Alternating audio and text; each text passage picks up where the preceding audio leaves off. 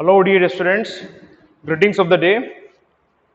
I, Muhammad Zishan, welcome you to the online classes of Blooming Birds Code School, Sambal. Today we are going to study the second. Today we are going to have the second lecture of our chapter, the Constitution of India. In last lecture, we studied about Constitution, how it was formed, and we about the assembly which formed this Constitution.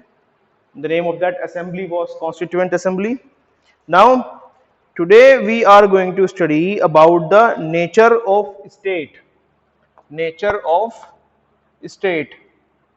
Now, what is the meaning of nature of state? What is the meaning of term state? So here, state terms implies to country also, government also. In government, union government also, as well as state government also, right? And the its organs, all organs, right? It may be uh, legislature also and executive also, and sometime judiciary also, when judiciary performs the function of administration, right? So that is the broad definition of state. Basically, whenever state terms comes, so it means country. We are talking about the entire country. Now, what is the meaning of nature of state? Nature of state means how our country would be. How our country would be means how the country India will be, whether here people will be having equal rights or equality or not. Okay, equality, political equality means in politics they will be having equal rights or not, in society they will be having equal rights or not, in economy they will be having equal rights or not, equality. Okay, and whether India will be a capitalist country in which all the rich people will possess the resources of India, or it will be a socialist country where the resources of India will be controlled, regulated, and distributed by the government. Okay, will India be a theocracy in which the priest will rule, or will it be a democracy in which people will rule? Okay, people themselves will form government and rule. Okay, uh, will India be having foreign influence of countries like China, Pakistan, Bangladesh, America, or will it be sovereign country? Will it be sovereign without interference of any other country?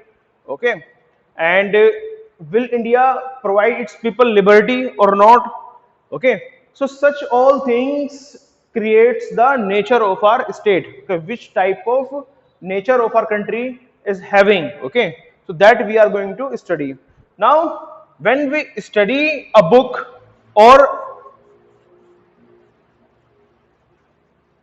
when we study a book, then we have in starting one page called preface. If you can see from here, I'll show you. This is preface. Sorry, you can see this is the starting page of the book, preface. Okay, now what does that preface means?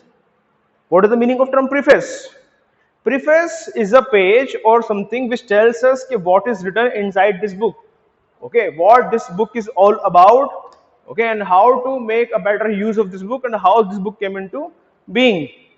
All these things, right? So likewise, there is a preface of our constitution which is called preamble.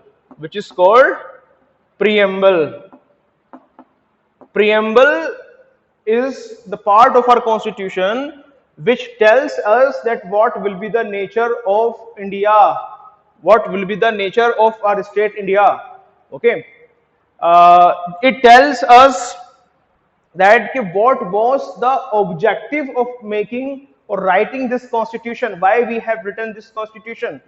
Okay, what was the motive behind writing this constitution, what is the objective purpose of this constitution. Okay, these all things are written in preamble. Now let me tell you a little history about preamble. Preamble, it was, you can say, first proposed by Pandit Jawaharlal Nehru. Okay, it was a resolution proposed by Pandit Jawaharlal Nehru, right? And then afterwards this was accepted as preamble of our constitution, right? So in constitution, on in our book, on page number 103, page number 103 you can open, and from there you can read this preamble. Okay, it is written here, we the people of India, having solemnly resolved to constitute India into a sovereign socialist secular democratic republic, and to secure to all citizens justice, social, economic, and political liberty of thought, expression, belief, faith, and worship, equality of status and of opportunity, and to promote among them all fraternity, assuring the dignity of the individual and the unity and integrity of the nation. In our Constituent Assembly, this 26th day of November 1949, do hereby adopt, enact, give to ourselves this Constitution. So this is what, this is preamble. Okay, they are saying we the people of India, means we all people of India, right? Having solemnly resolved to constitute India, we have decided to constitute India, uh, to constitute India into a sovereign, socialist, secular, democratic. So these words: sovereign, socialist, secular, democratic republic, and then justice, liberty, equality, and fraternity. These all terms have been given in preamble. So in this lecture, we are going to understand the meaning of these all terms. Right? What does that mean? So in that series, it comes first, we the people of India. What is the meaning of we the people of India? Means we all people, right? It means that the Constitution of India derives its power and authority from the people of the country. Okay, means from where our Constitution derives its power, from the people of country. We the people of India, okay, we have made this constitution, our Constituent Assembly has made this constitution, and we all people have come to one point to govern ourselves, right? And for that we have we have written a constitution, okay, which is a set of rules and regulations and procedures, right? We will follow that and we will govern our country, okay, and we will give certain rights, okay, to our people, certain duties also. And in our constitution we have told that which kind of country we will be, what will be our nature, okay. So the first line, we the people of India, it means the Constitution of India derives its power and authority from the people of the country, okay. Then second is sovereign. What is the meaning of sovereign? Okay, independent authority without external interference in some countries' internal matters. Example, it means that China or any other country cannot interfere in internal matters of India. So sovereign means a body or a person who has a right to decide its who has right to take decisions, okay, without interference of any external or foreign body, okay. Like suppose if you have grown up, okay, or 18 plus, getting or not, you have become independent, right? And now you have become self dependent also, you have started earning money, right? So in your life most of the time you will take decision yourself without having influence of your father, your mother, or anyone else, okay. So at that time you will become sovereign, okay. So likewise India will uh, take care of its affairs independently without having any external interference, okay, like interference of Pakistan, interference of China or Bangladesh or any other country cannot tell our country to do this and do that. Okay, you should not do this, you should not do that. Okay, we will manage our own affairs. That is called sovereignty or sovereign. Clear? Then another is socialist.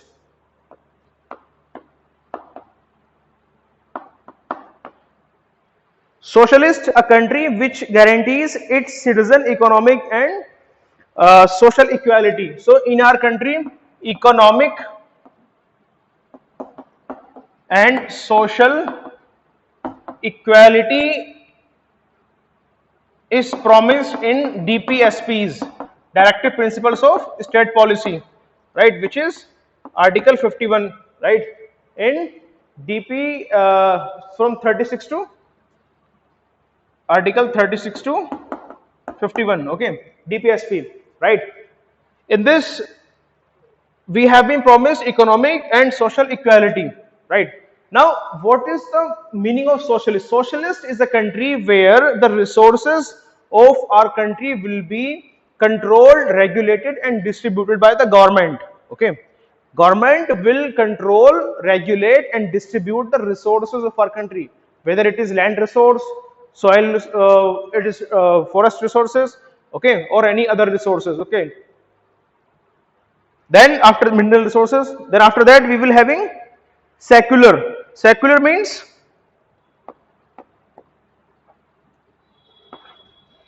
secular, it means a country which does not uphold any religion as a state religion, okay. Uphold means it will not say Hinduism or Islam or Christianity is the religion of our country. It will give equal importance to all religion. It will not say no, religion will not be practiced in India and India is not having any religion, okay. Our constitution says that we respect all religions and we treat all religions as equal. We will not discriminate any religion or we will not uphold a religion as a state religion. Neither we will take Hinduism or Islam or Christianity as a state religion. We are secular. That is the meaning of secular. So secular term is positive, okay, not negative. Getting or not? It is positive term. Clear? Then the word socialist and secular were inserted in our constitution by the 42nd Amendment Act of 1976.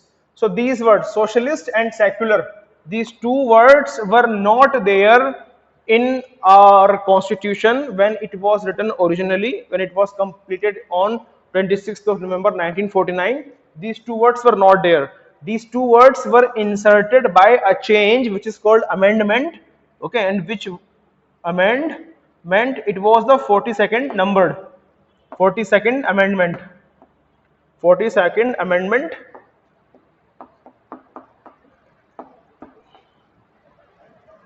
1976. In 1976 one amendment was done, okay, and that amendment inserted this socialist and secular word in our constitution. Then after that we will study about democracy, okay. Democratic, it is a form of government where people rule themselves through their elected representatives. India is also a democratic country as we elect our MPs, MLAs every 5 years. So that thing I have written in your notes. So democratic word has been made by demos and cracy. Democratic, demos means people, democratic, demos means people and cracy means rule, okay, people plus rule, it means the rule of people. It is a form of government, right, which is formed by people, the rule of people, by the people, for the people. This definition was given by Abraham Lincoln, president of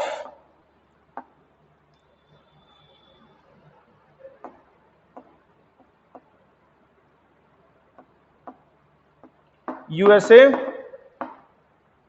gave a definition in which he wrote that rule of people, by the people and for the people. This you have to remember. So India is a democratic country. Clear? We elect our MPs and MLAs every 5 years.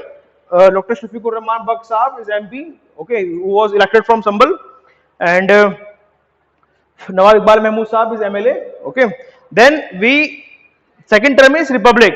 A republic is a state which does not have hereditary king or queen but has an elected head, okay. So in our country, the head of the country is president and he is the elected one, not the hereditary one. It is not that Dishant sir is president of India and after him his son will be the president of India and after him his son will be the president of India. No, right? The president of India will be the elected one, okay, right? That is called republic, where the head of the country is elected one, right? Then after that, objective of the constitution. What are the objectives of the constitution? Why this constitution was written, right? So the preamble to the Constitution of India declares the principles and objectives of the constitution, right? The first objective was to deliver the justice, right? What? Justice.